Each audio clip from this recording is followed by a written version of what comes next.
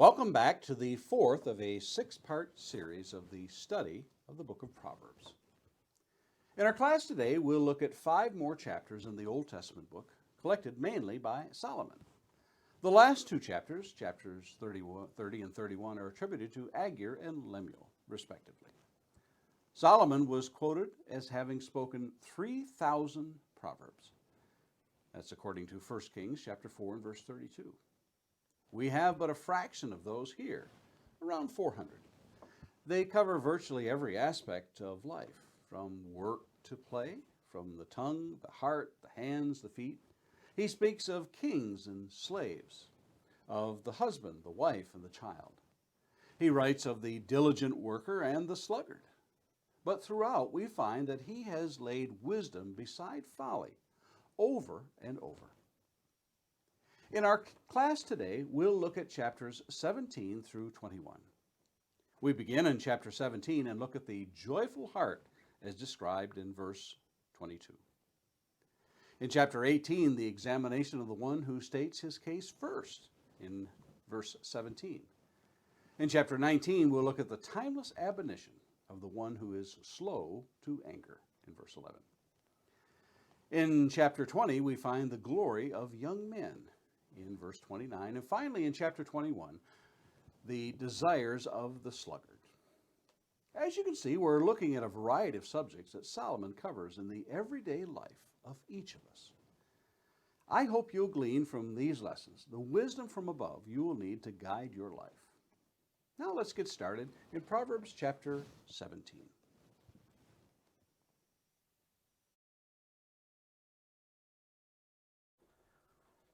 A study in Proverbs. Proverbs 17, a joyful heart. Better is a dry morsel with quiet than a house full of feasting with strife. A servant who deals wisely will rule over a son who acts shamefully, and will share the inheritance as one of the brothers. The crucible is for silver, and the furnace is for gold, and the Lord tests the hearts. An evildoer listens to wicked lips, and a liar gives ear to a mischievous tongue. Whoever mocks the poor insults his maker. He who is glad at calamity will not go unpunished. Grandchildren are the crown of the aged, and the glory of children is their fathers. Fine speech is not becoming to a fool. Still less is false speech to a prince. A bribe is like a magic stone in the eyes of the one who gives it. Wherever he turns, he prospers. Whoever covers an offense seeks love, but he who repeats a matter separates close friends. A rebuke goes deeper into a man of understanding than 100 blows into a fool. An evil man seeks only rebellion, and a cruel messenger will be sent against him. Let a man meet a she-bear robbed of her cubs rather than a fool in his folly. If anyone returns evil for good, evil will not depart from his house. The beginning of strife is like letting out water, so quit before the quarrel breaks out. He who justifies the wicked and he who condemns the righteous are both alike an abomination to the Lord. Why should a fool have money in his hand to buy wisdom when he has no sense? A friend loves at all times, and a brother is born for adversity. One who lacks sense gives a pledge and puts up security in the presence of his neighbor. Whoever loves transgression loves strife. He who makes his door high seeks destruction. A man of crooked heart does not discover good, and one with a dishonest tongue falls into calamity. He who sires a fool gets himself sorrow, and the father of a fool has no joy. A joyful heart is good medicine, but a crushed spirit dries up the bones. The wicked accepts a bribe in secret to pervert the ways of justice. The discerning sets his face toward wisdom, but the eyes of a fool are on the ends of the earth. A foolish son is a grief to his father, and bitterness to her who bore him. To impose a fine on a righteous man is not good, nor to strike the noble for their uprightness. Whoever restrains his words has knowledge, and he who has a cool spirit is a man of understanding. Even a fool who keeps silent is considered wise. When he closes his lips, he is deemed intelligent. Our proverb of the day is verse 22. A joyful heart is good medicine, but a crushed spirit dries up the bones. There are degrees of laughter. First might be the smile, then a chuckle, building to a giggle. Perhaps a cackle might come next, a belly laugh, and a roar in the end, tears and gasping for air. There are variations within these for sure, but you get the general idea. I've read many good articles on the benefits of laughter, and humor. Scientists tell us that when we laugh, we can reduce the level of stress hormones in our system, like cortisol and epinephrine, and increase endorphins. We're told that laughter can give a release to us, to cleanse us, just like a good cry. You might be glad to know that you can even get a good workout with laughter, strengthening your diaphragm, abs, and shoulder, and even the heart. There are other aspects that are not as easily measured, but are there nonetheless. Laughter can be a welcome distraction to the stress of the day and drive away the negative emotions you may be having. Have you ever witnessed humor used to give perspective to a potentially volatile situation? How about the social aspect of connecting with others through laughter, or just knowing that you have lightened the load of another with a smile, and vice versa? I've surveyed humor over the years and the kind of humor that makes people laugh. And as I've grown older, I've noticed more and more humor is dark and menacing. You know the type. It seeks to denigrate segments of the population either by gender or race or other negative stereotypes. And profanity, well, that's just ignorant, dressed up like humor. A mile wide and an inch deep. But how did Solomon know the benefits of humor 3,000 years ago? We've needed scientific studies to tell us that it's healthy. Hear what else Solomon says about the contrast of heavy and happy hearts. In chapter 12 and verse 25 we read, "Anxiety in a man's heart weighs him down, but a good word makes him glad." Chapter 15 and verse 13 tells us, "A glad heart makes a peaceful face, but a sorrow of heart, the spirit is crushed." In chapter 15 and verse 15, "All the days of the afflicted are evil, but the cheerful of heart has a continual feast." Do you think God doesn't have a sense of humor? Have you ever watched a penguin walk? Or how about otters playing or dolphins jumping? And think about the shapes found up in the clouds. How about Jesus? You ever pictured someone straining on a gnat and swallowing a camel? Or imagined a camel going through the eye of a needle? You think children would be attracted to a stern, angry man? I don't think so. They came to a happy, joyful man, full of cheer. That's Jesus. But cheerful hearts aren't always those that are laughing. Joy and cheers aren't always measured on that scale from smile to breathless roars I mentioned in the beginning. Simple joys can be quiet moments spent alone or with loved ones. Cheer can be found in relationships or work or singing or relaxing, and on it goes. One of the most rewarding joys we can find is that of pleasing the Lord. The other side of the joyful heart is that of the crushed spirit. The devastating effects are as well known for this as the benefits of the cheerful heart. Can't you just picture the dried up bones? The very thought conjures up the portrait of death. You can just see that look of crushed spirit on the faces of those who are suffering the malady of broken hearts. The cheerful heart and the crushed spirit couldn't be further apart. Which of these two light up your life? And Lord willing, we'll meet here again tomorrow.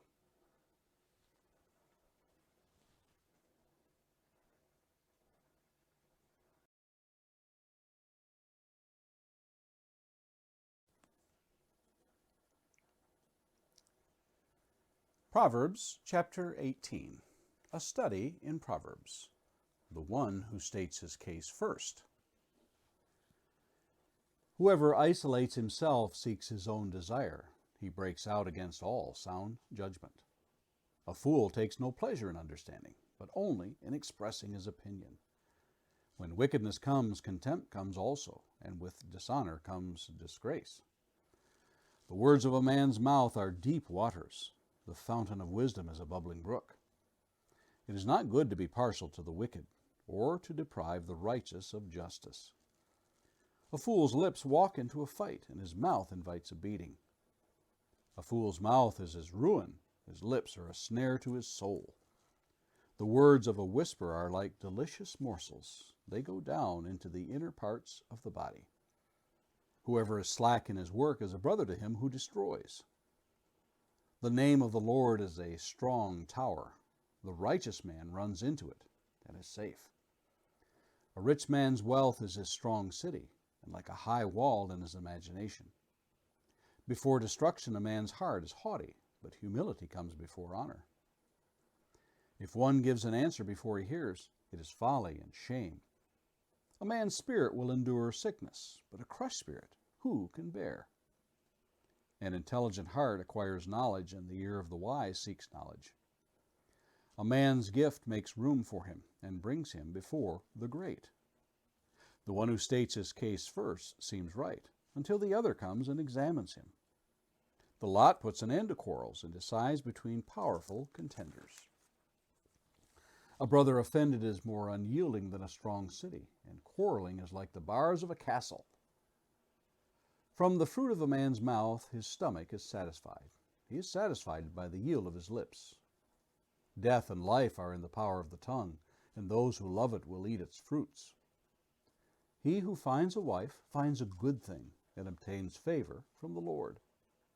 The poor uses entreaties, but the rich answer roughly. A man of many companions may come to ruin, but there is a friend who sticks closer than a brother. Our proverb of the day is verse 17. The one who states his case first seems right, until the other comes and examines him. Yep, he's guilty. I just heard the prosecutor present the evidence. That's all I need to hear. Does that sound familiar? What is it in our human nature that we have not been able to overcome this tendency to believe the first person to tell their story? It may be that what they're telling is true. However, it is wise to hear the other side of what happened before rushing to judgment. A saying that I keep in mind is, no matter how thin a pancake is, there's always two sides. This is the essence of what we find in certain passages of the law of Moses. Deuteronomy 19:15 tells us, a single witness shall not suffice against a person for any crime or for any wrong in connection with any offense that has been committed. Only on the evidence of two witnesses or three witnesses shall a charge be established. Why? Any number of reasons might be behind why someone with a grudge or greedy intentions would try to accuse another of a crime. An incident in the life of King David may be well to visit as another example. David is fleeing Jerusalem because his son Absalom has made a coup against him. On his way out, he meets a man named Ziba. He is a servant of Mephibosheth, who is the son of the late King Saul. Ziba has loaded a couple of donkeys with food for David and tells him that his master has stayed in Jerusalem, and further is glad for David's calamity. It isn't until David returns that he hears the other side of the story and finds that Ziba is accused of stealing the donkeys and leaving Mephibosheth behind. One can only imagine how that changed David's decision. In the life of Solomon, we find perhaps one of the first royal decisions he makes is that of the two prostitutes in 1 Kings chapter 3, verses 16 through 28. Solomon is presented with an almost impossible case wherein both sides sound legitimate. If Solomon had believed the first woman's testimony without hearing the other side, what a tragedy it might have been. It is only after hearing both women that his decision is able to devise a scheme wherein the truth can be found. What is at the heart of this proverb? It may very well be that Solomon is encouraging the idea of listening. If we back up just a few verses, we find this gem of a proverb in verse 13. If one gives an answer before he hears, it is his folly and shame. In the New Testament, we find the rulers of the Jews were quick to judge Jesus and wanted him arrested. A controversy arose among them, and Nicodemus brings up a valid point when he says in John chapter 7, verse 51, "Does our law judge a man without first giving him a hearing and learning what he does?" Well, that's sage advice. In the United States, you will hear many times the adage, "Innocent until proven guilty." If only that were the case in the court of opinion as well. We find one of the great guidelines for life as it relates to the ears, mouth, and heart is when James writes in James 1:19, "Know this, my beloved brothers, let every person be quick to hear, slow to speak, and slow to anger." One of the greatest assets we may possess is that of being able to consider that no matter how passionate someone may seem who relates an incident, we will do well to reserve judgment and consider that another side of that story might very well shed light to the situation. How are your listening skills? And Lord willing, we'll meet here again tomorrow.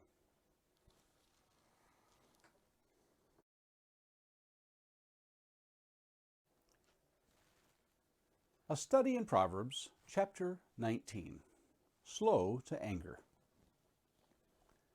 Better is a poor person who walks in his integrity than one who is crooked in speech and is a fool. Desire without knowledge is not good, and whoever makes haste with his feet misses his way. When a man's folly brings his way to ruin, his heart rages against the Lord. Wealth brings many new friends, but a poor man is deserted by his friend. A false witness will not go unpunished, and he who breathes out lies will not escape. Many seek the favor of a generous man, and everyone is a friend to a man who gives gifts. A poor man's brothers hate him. How much more do his friends go far from him? He pursues them with words, but does not have them.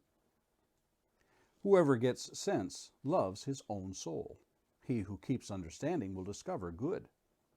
A false witness will not go unpunished, and he who breathes out lies will perish. It is not good for a fool to live in luxury, much less for a slave to rule over princes. Good sense makes one slow to anger, and it is a glory to overlook an offense. A king's wrath is like the growling of a lion, but his favor is like dew on the grass. A foolish son is ruin to his father, and a wife's quarreling is a continual dripping of rain. House and wealth are inherited from fathers, but a prudent wife is from the Lord.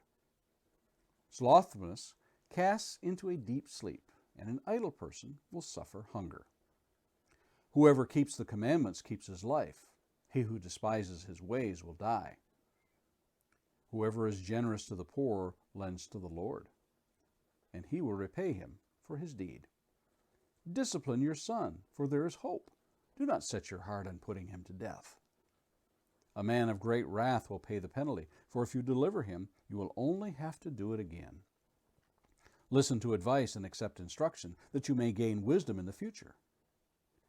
Many are the plans in the mind of a man, but it is the purpose of the Lord that will stand. What is desired in a man is steadfast love, and a poor man is better than a liar. The fear of the Lord leads to life, and whoever has it rests satisfied. He will not be visited by harm. The sluggard buries his hand in the dish and will not even bring it back to his mouth. Strike a scoffer, and the simple will learn prudence. Reprove a man of understanding, and he will gain knowledge. He who does violence to his father and chases away his mother is a son who brings shame and reproach. Cease to hear instruction, my son, and you will stray from the words of knowledge. A worthless witness mocks at justice, and the mouth of the wicked devours iniquity. Condemnation is ready for scoffers, and beating for the backs of fools. Our proverb for the day is verse 11. Good sense makes one slow to anger, and it is a glory to overlook an offense. The devastating effects of anger are well known and documented. Many a person can recount with shame and embarrassment their own tales of times they have let anger get the best of them and the price they paid for such outbursts. Professionals have charted a typical episode of anger. It usually begins with a trigger. That's something that someone says or does, or really any of a host of situations that flip a switch. Then the internal reaction, those thoughts within that begin to churn. And you can feel the tenseness in the muscles, the heart rate increase, the change in breathing that keeps building and building. And all at once, it becomes too much to hold in. And just like a dam breaking in a flood, out comes the words gushing. For some, this anger can get physical and do great harm. And tragically, we read of cases where death has resulted. What if you could just stop at the very outset of an anger episode or outburst? Well, that's what anger management courses and classes seek to do for the individual. Identify at the very beginning what those triggers are and developing techniques to stem the tide of emotions that flood and overwhelm the senses. Solomon calls this good sense. Truly, it does make good sense not to let anger become your master. After all, in the end, you'll likely regret the things you said and did and the price you paid in lost relationships, damaged reputations, emotional and perhaps physical pain inflicted on others. Further, Solomon says it is a glory to overlook an offense. No doubt in each of our lives we will find ourselves in situations where we hear or see or are the victims of others' harmful ways. That's the trigger. Right there, we must make our decision to let it pass us by. Have you been offended, embarrassed, humiliated, insulted, hurt? In all likelihood, yes. You won't win in a mudslinging contest. Controlling your temper and making no reply will in all likelihood make you look wiser in the sight of those who witness this. Here are some of the proverbs that Solomon tells us about the folly of anger. In chapter 12 and verse 16, the vexation of a fool is known at once, but the prudent ignores an insult. Chapter 14 and verse 17, a man of quick temper acts foolishly, and a man of evil devices is hated. Chapter 14 and verse 29, whoever is slow to anger has great understanding, but he who has a hasty temper exalts folly. Chapter 15 and verse 18, a hot-tempered man stirs up strife, but he who is slow to anger quiets contention. Chapter 16 and verse 32, whoever is slow to anger is better than the mighty, and he who rules his spirit than he who takes a city. Chapter 25 and verse 28, a man without self-control is like a city broken into and left without walls. Chapter 26 and verse 21, as charcoal to hot embers and wood to fire, so is a quarrelsome man for kindling strife. And finally, chapter 29 and verse 22, a man of wrath stirs up strife, and one given to anger causes much transgression. Solomon sure has a lot to say about anger and the trouble it causes. Don't you think? Do you have a quick fuse when you're angered? And Lord willing, let's meet here again tomorrow.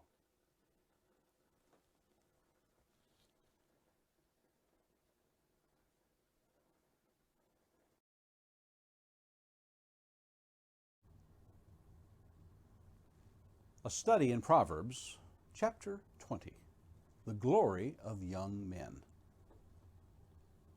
Wine is a mocker, strong drink a brawler, and whoever is led astray by it is not wise.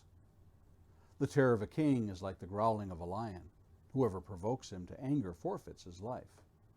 It is an honor for a man to keep aloof from strife, but every fool will be quarreling. The sluggard does not plow in the autumn. He will seek at harvest and have nothing. The purpose in a man's heart is like deep water, but a man of understanding will draw it out. Many a man proclaims his own steadfast love, but a faithful man who can find? The righteous who walks in his integrity, blessed are his children after him. A king who sits on the throne of judgment winnows all evil with his eyes, Who can say, I've made my heart pure, I am clean from my sin? Unequal weights and unequal measures are both alike an abomination to the Lord. Even a child makes himself known by his acts, by whether his conduct is pure and upright. The hearing ear and the seeing eye, the Lord has made them both. Love not sleep, lest you come to poverty. Open your eyes, and you'll have plenty of bread. Bad, bad, says the buyer. When he goes away, then he boasts. There is gold and abundance of costly stones, but the lips of knowledge are a precious jewel. Take a man's garment when he has put up security for a stranger, and hold it in pledge when he puts up security for foreigners. Bread gained by deceit is sweet to a man, but afterward his mouth will be full of gravel. Plans are established by counsel. By wise guidance, wage war. Whoever goes about slandering reveals secrets. Therefore, do not associate with a simple babbler. If one accuses his father, or if one curses his father or his mother, his lamp will be put out in utter darkness. An inheritance gained hastily in the beginning will not be blessed in the end. Do not say, I will repay evil. Wait for the Lord, and he will deliver you. Unequal weights are an abomination to the Lord, and false scales are not good. A man's steps are from the Lord. How can man understand his way? It is a snare to say rashly, it is holy, and to reflect only after making vows. A wise king winnows the wicked and drives the wheel over them. The spirit of a man is the lamp of the Lord, searching all his innermost parts. Steadfast love and faithfulness preserve the king, and by steadfast love his throne is upheld. The glory of young men is their strength, but the splendor of old men is their gray hair. Blows that wound cleanse away evil. Strokes make clean the innermost parts. Our proverb of the day is verse 29. The glory of young men is their strength, but the splendor of old men is their gray hair. I have made a list of observations over the years as I become, let's say, well seasoned. One little item that I notice is that my hair isn't as important now as it was when I was 17. If you could see me now, you'll understand. As they say, I'm follically challenged. But at 17, much time and money was spent on those flowing curls of wavy blonde hair. Such is the ways of youth. You may not be able to tell now, but at one time I was in pretty good shape. I prided myself in taking care of my muscle tone. I'm still in pretty good shape. It's just that shape I'm in is more of an oval than a V shape. It's not unusual in our modern world and culture to laud the physical abilities of the young as it pertains to sports and athletics. The body seems almost invincible to young people. Athletes in their prime are put on pedestals and admired by many. Those days seem so fleeting, however, when time catches up with them. And rest assured, time will catch up with us all. Some sports figures try to hang on long after their bodies have told them it's time to retire. We may see the then and now pictures and wonder where those chiseled features went. Ah, but the splendor of the gray hair. It's safe to say that Solomon isn't glorying in gray hair, but in what gray hair represents. It is wisdom from experience. As a young man, I recall those who were older, and they chided me when I would expend great amounts of energies in frivolous pursuits. I was always in a hurry. I would consistently work harder and not smarter. Now I see what they meant. Age has a way of doing that. Solomon says in another proverb in chapter 16 and verse 31, gray hair is the crown of glory. It is gained in a righteous life. There's something to be said about the honor shown to those who are advanced in years. In fact, the law of Moses commanded respect for the aged. In Leviticus 19:32 we read, "You shall stand up before the gray head and honor the face of an old man, and you shall fear your God. I am the Lord." Elihu makes a very interesting observation in the book of Job. We read in chapter 32 of the book of Job, verses 4 through 9. Now Elihu had waited to speak to Job because they were older than he. And when Elihu saw that there was no answer in the mouth of these three men, he burned with anger. And Elihu, the son of Barachel, the Buzite, answered and said, I am young in years, and you are aged. Therefore I was timid and afraid to declare my own opinion to you. I said, let days speak, and many years teach wisdom. But it is the spirit in man, the breath of the Almighty, that makes him understand. It is not the old who are wise, nor the aged who understand what is right. Elihu is respectful of the aged, yet he realizes that just because one is old does not necessarily imply they are wise. He rightly declares that it is the spirit in man, the breath of the Almighty, that makes one understand. Solomon lays over the principle of the desires of youth against the splendor of age. It's that time when one ceases searching for that fountain of youth and longs to drink from the well of wisdom. Which of these consumes your time? And Lord willing, let's meet again tomorrow.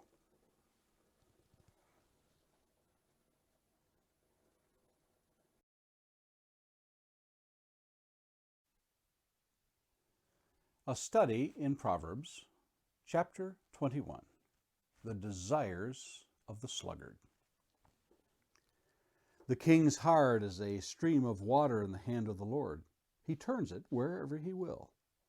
Every way of a man is right in his own eyes, but the Lord weighs the heart. To do righteousness and justice is more acceptable to the Lord than sacrifice. Haughty eyes and a proud heart, the lamp of the wicked, are sin. The plans of the diligent lead surely to abundance, but everyone who is hasty comes only to poverty. The getting of treasures by a lying tongue is a fleeting vapor and a snare of death. Violence of the wicked will sweep them away, because they refuse to do what is just. The way of the guilty is crooked, but the conduct of the pure is upright. It is better to live in a corner of the housetop than in a house shared with a quarrelsome wife. The soul of the wicked desires evil. His neighbor finds no mercy in his eyes. When a scoffer is punished, the simple becomes wise. When a wise man is instructed, he gains knowledge. The righteous one observes the house of the wicked. He throws the wicked down to ruin. Whoever closes his ear to the cry of the poor will himself call out and not be answered. A gift in secret averts anger, and a concealed bribe, strong wrath. When justice is done, it is a joy to the righteous, but terror to evildoers. One who wanders from the way of good sense will rest in the assembly of the dead. Whoever loves pleasure will be a poor man. He who loves wine and oil will not be rich. The wicked is a ransom for the righteous, and the traitor for the upright. It is better to live in a desert land than with a quarrelsome and fretful woman. Precious treasure and oil are in a wise man dwelling, but a foolish man devours it. Whoever pursues righteousness and kindness will find life, righteousness, and honor. A wise man scales the city of the mighty and brings down the stronghold in which they trust. Whoever keeps his mouth and his tongue keeps himself out of trouble. Scoffer is the name of the arrogant, haughty man who acts with arrogant pride. The desire of the sluggard kills him, for his hands refuse to labor. All day long he craves and craves, but the righteous gives and does not hold back. The sacrifice of the wicked is an abomination. How much more when he brings it with evil intent? A false witness will perish, but the word of a man who hears will endure. A wicked man puts on a bold face, but the upright gives thought to his ways. No wisdom, no understanding, no counsel can avail against the Lord. The horse is made ready for the day of battle, but the victory belongs to the Lord.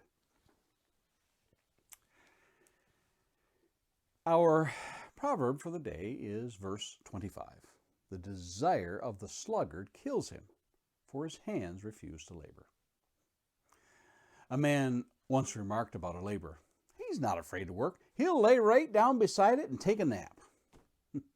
A foreman once remarked of one of his workers, "I better drive a stake next to you before I go so I can tell if you've moved when I get back." There's perhaps little that is as frustrating for an employer or a boss than that of a lazy worker. We're not talking about being unskilled, but unmotivated shirkers. Solomon has much to say about the motivationally challenged individual in Proverbs, at times called slothful, at other times called a sluggard. Proverbs chapter 12 and verse 24 tells us, "The hand of the diligent will rule, while the slothful will be put to forced labor." Chapter 12 and verse 27, "Whoever is slothful will not roast his gain, but the diligent man will get precious wealth." Chapter 13 and verse 4, "The soul of the sluggard craves and gets nothing, while the soul of the diligent is richly supplied." Proverbs 26 verses 13 through 16, "The sluggard says, 'There's a lion in the road, there's a lion in the streets.' As a door turns on its hinges, so does a sluggard on his bed. The sluggard buries his hand in the dish, it wears him out to bring it back to his mouth. The sluggard is wiser in his own eyes than 7 men who can answer sensibly." These sayings are as applicable in seemingly every generation, every age, every culture. The lazy, loafer, idle, indolent, and unmotivated. They stand in stark contrast to the hardworking, ambitious, industrious, diligent, energetic, let's get her done people. The slothful are undependable. The hardworking are trustworthy. The lazy cause friction when they force others to pick up the slack for what they won't do. The ambitious bring a spirit of camaraderie among their fellow workers. What is to be done? Earlier in Proverbs, Solomon presents one of the great treatises in work ethics. Going back to chapter 6, verses 6 through 11, we read, "Go to the ant, O sluggard. Consider her ways and be wise.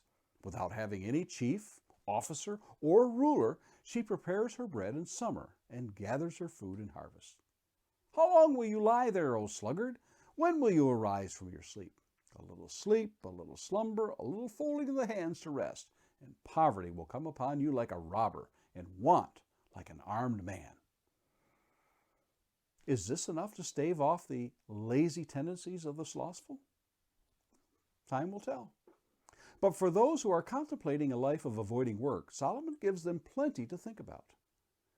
God has endowed the lowly ant with the ability to know they must work for their bread. So too must man. At the heart of this proverb is the realization that one is a master of their fate as it pertains to what they can achieve in life. It is not taking God out of the equation, for it is plain that we trust in God and we lay our plans before Him for His blessing. However, since the fall of man in the Garden of Eden, God told us that we will live by the sweat of our brow. Further, we might do well to read the parable of the talents. Ask yourself, how did the one with 5 talents and the one with 2 talents gain more? And then look and see what the one who hid his talent was called when he hid his. That's right, slothful.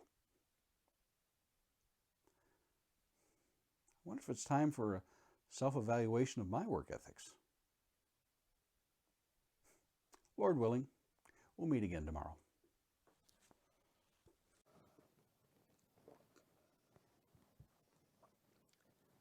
There you have it. 5 chapters from Solomon's Book of Proverbs from the Old Testament. It is our hope and prayer that these lessons prove to be useful by not only examining the individual proverb, but also simply in hearing each word of each verse as we read the chapters in their entirety. I hope that you'll agree that there is much more that one can hope to cover in the context of one class. Perhaps you'll take the time to pursue these on your own. Lord willing, we'll see you next time as we continue in part 5 in our study in the Book of Proverbs.